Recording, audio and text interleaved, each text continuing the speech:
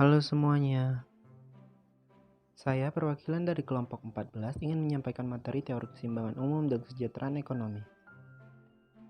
Kelompok 14 beranggotakan Aisyah Harningtyas, Apen Salomo Silalahi, Dwi Febrianti. Tanpa berlama-lama lagi, langsung saja kita masuk ke materinya, let's go!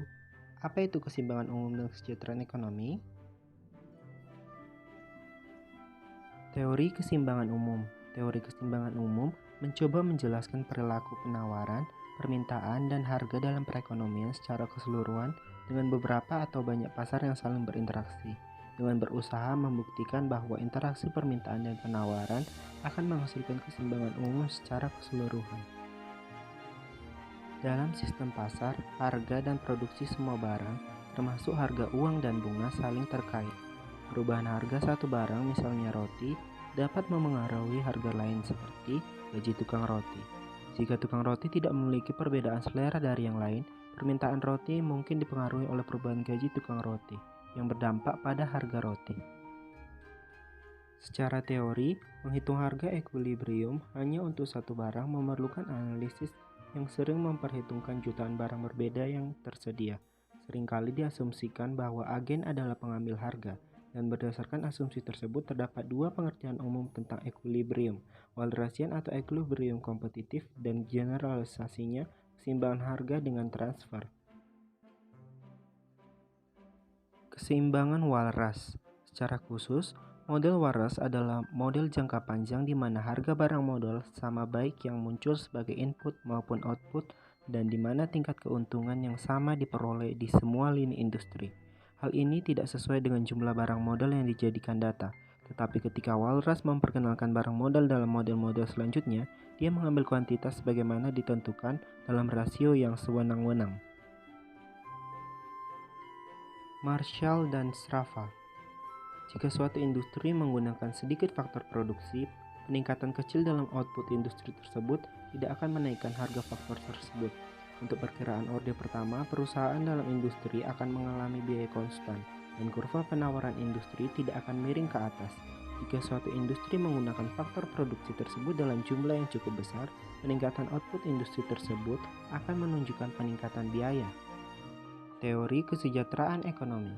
Menurut Pigow tahun 1960, teori ekonomi kesejahteraan adalah bagian dari kesejahteraan sosial yang dapat dikaitkan secara langsung maupun tidak langsung dengan pengukuran uang.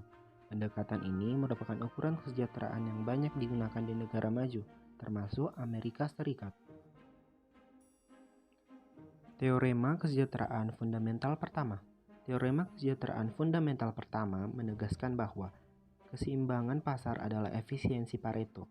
Dalam ekonomi pertukaran murni, kondisi yang cukup untuk dipegang oleh teorema kesejahteraan pertama adalah bahwa preferensi tidak terpenuhi secara lokal.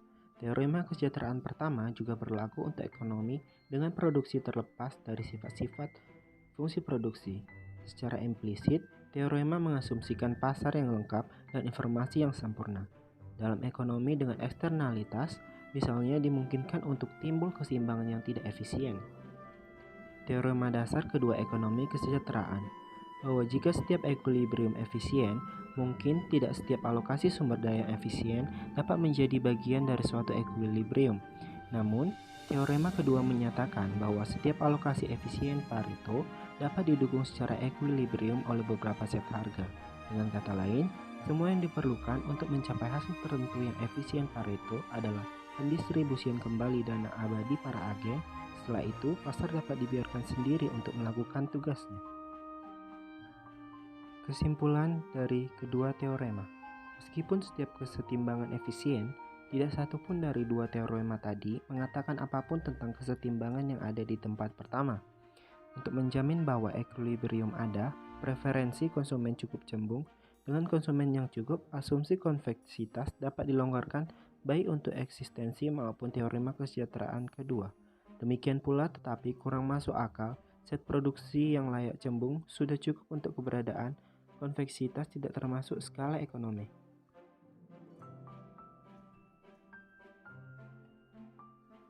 Baiklah, materi selanjutnya yaitu menghitung keseimbangan umum. Sampai tahun 1970-an, analisis ekuilibrium umum tetap bersifat teoretis.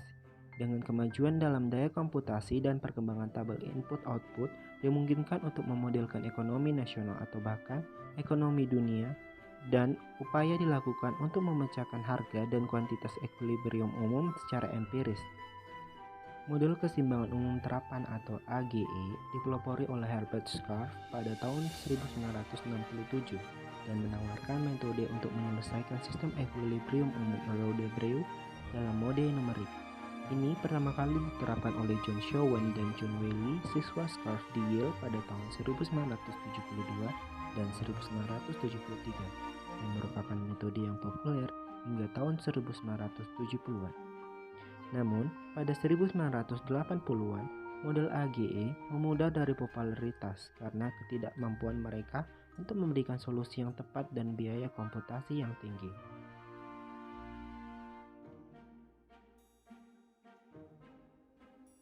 Model Computable General Equilibrium atau CGE melampaui dan menggantikan model AGE pada pertengahan 1980-an karena model CGE mampu memberikan model komputasi yang relatif cepat dan besar untuk seluruh perekonomian dan merupakan metode yang disukai pemerintah dan Bank Dunia. Model CGE banyak digunakan saat ini dan sementara AGE dan CGE digunakan secara bergantian dalam literatur. Model AGE tipe Scarf belum dibuat sejak pertengahan 1980-an dan literatur CGE saat ini tidak didasarkan pada Rode-Breu dan teori ekuilibrium umum seperti yang dibahas dalam artikel ini. Model CGE dan yang sekarang disebut sebagai model AGE didasarkan pada persamaan keseimbangan makrostatis yang diselesaikan secara bersamaan atau dari model makro Keynesian standar, memberikan hasil yang tepat dan dapat dihitung secara eksplisit. Sekian video pembelajaran yang kelompok 14 bisa sajikan, kurang lebihnya kami meminta maaf. Sekian dan terima kasih.